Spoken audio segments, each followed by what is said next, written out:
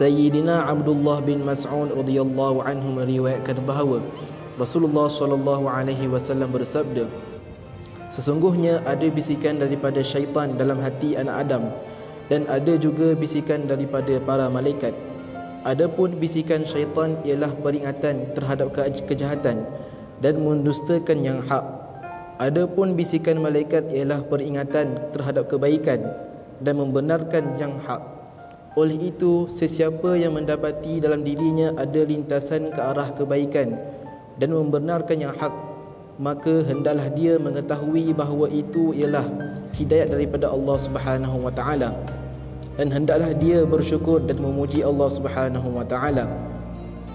Sementara sesiapa yang mendapati selain daripada itu, yakni bisikan syaitan, maka hendaklah dia meminta perlindungan daripada Allah Subhanahu wa taala daripada syaitan yang direjab.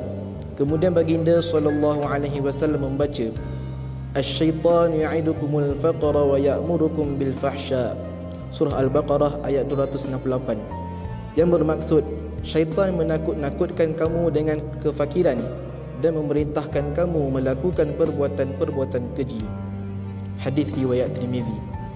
Wallahu a'lam. Semoga kita dapat ambil iktibar dan kita amal dan sampaikan insya-Allah.